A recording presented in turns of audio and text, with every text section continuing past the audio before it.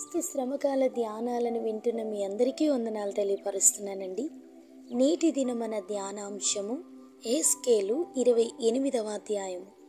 దేవుని వాక్కు యెహెజ్కేలు ప్రవక్తకు ప్రత్యక్షమై, తూరు అధిపతికి ఈ ప్రకటన చేయి. ప్రభువగు యెహోవా సెలవిచ్చినదేమనగా, గర్విష్ఠుడవై నేనే ఒక దేవతను, నీవు దేవతవైనట్టు సముద్రము మధ్యను నేను ఆసీనుడనే ఉన్నాను అని నీవు అనుకొనుచున్నావు.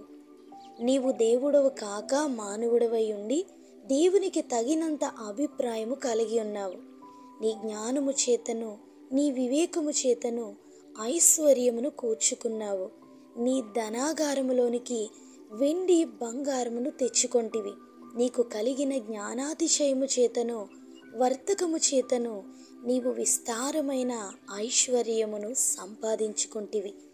ఐశ్వర్యాన్ని బట్టి నీవు గర్వించుచు, దేవునికి తగినంత అభిప్రాయము కలిగి ఉన్నవాడా ఆలకించు అని నేను పరదేశులను అన్యజనులలో క్రూరులను నీ మీదికి రప్పించి, నీ జ్ఞాన శోభను చెరుపుటకై తమ ఖడ్గములను వరదీసి నీ సౌందర్యమును నీచపరుస్తాను.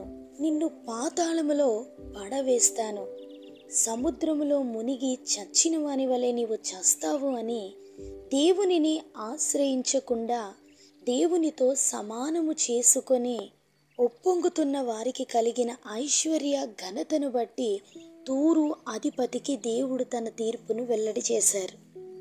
ధనముతో సౌకర్యముతో దేవునిని తక్కువ చేసే వారిని, హెచ్చించుకున్న వారిని దేవుడు ఈ అధ్యాయం ద్వారా దర్శిస్తున్నారు. వారికి కలిగేటువంటి చివరి స్థితిని గూర్చి దేవుడు మాట్లాడుతున్నారు. తూరు అధిపతి తనకు కలిగినటువంటి జ్ఞానము వివేకమును బట్టి తన ఐశ్వర్యాన్ని ఎక్కువ చేసుకున్నాడు. ఐశ్వర్యాన్ని బట్టి తనకున్నటువంటి వ్యాపార జ్ఞానమును బట్టి తన సంపదలను కూర్చుకుంటున్నాడు. సముద్ర వ్యాపారములలో తూరు అధిపతులు, రాజులు, వారు అగ్రస్థానములో ఉన్నవారు. అటువంటి ఉన్నత స్థితి కలిగిన వారు తమకు తాము దేవుళ్ళగా ఎంచుకుంటున్నటువంటి ఆ తూరు అధిపతులను దేవుడు తీర్పులోనికి తీసుకొని వచ్చారు. లూకాసు వార్త 16వ అధ్యాయము 19వ వచనములో, ధనవంతుడు ఊదారంగు బట్టలను సన్నపు నార వస్త్రాలను ధరించుకొని ప్రతి దినము బాగా సుఖపడుతున్నాడండి. ధనవంతుడు చనిపోయి పాతి పెట్టబడ్డాడు. తరువాత అతడు పాతాళములోనికి చేరి బాధపడుచు అబ్రహామును కన్నులెత్తి చూస్తున్నాడు.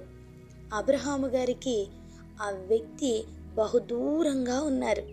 అతని జీవితంలో దేవుని యందు విశ్వసించకుండానే అన్నిటినీ పొందుకున్న వ్యక్తి. దేవుని యందు విశ్వాసం లేకుండానే తన జీవితాన్ని సుఖముతో గడిపినటువంటి వ్యక్తి. విశ్వాసులకు తండ్రి అయిన అబ్రహాముకు ఇప్పుడు ఎంతో దూరముగా పాతాళములో ఉండిపోయాడండి ధనవంతుడు. అతడు అంటున్నాడు, అబ్రహామా, నాయందు కనికరపడు అని అగ్ని జ్వాలల యాతనలో నుండి కేకలు పెడుతున్నాడు. అందుకు అబ్రహాము గారు, కుమారుడా, నీవు నీ జీవితకాలం అందు నీకు ఇష్టమైనట్టు సుఖం అనుభవించితివి. ఇప్పుడైతే నీవు యాతన పడుచున్నావు. మీకును మాకును మధ్య మహా అగాధం ఉంచబడి ఉన్నదని ధనవంతునికి అబ్రహాము గారు సమాధానం ఇస్తున్నారు. ధనవంతుడు బ్రతికిన దినాలలో అబ్రహాము గురించి విని ఉంటాడు. కానీ తన మరణం తరువాత అతడు అబ్రహాము గారిని కన్నులారా చూస్తున్నాడు, ఆయనతో మాట్లాడుతున్నాడు. తూరు అధిపతి దైవిక శిక్షతో తీర్పు పొందాడు. ధనవంతుడు నరక పాత్రునిగా నిత్య మరణములోనికి వెళ్ళిపోయాడు. నేటి దినం ఈ మాటలు వింటున్న మన జీవితంలో మనకు కలిగినటువంటి ధనాన్ని బట్టి, జ్ఞానాన్ని బట్టి, ఐశ్వర్యాన్ని బట్టి, ఘనతలను బట్టి, వీటన్నిటిని బట్టి మనము దేవుడు లేడు అనే వారంగా ఉండకూడదు. దేవుడు మనకిచ్చినటువంటి జీవితం మనం తెచ్చుకోనిదండి. మనం ఇలా జీవించాలి, ఇలా పుట్టాలి అని ఎవ్వరూ అనుకోలేదు. అది దేవుని యొక్క ఏర్పాటు.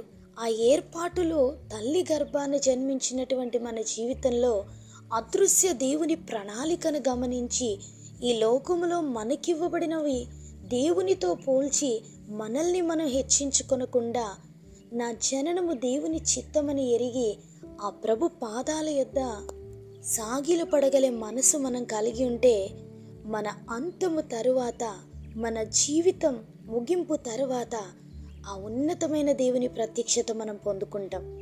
ఆ దేవుని సన్నిధి మనందరికీ తోడై ఉండి మనల్ని నడిపించునుగాక. ఆమేన్.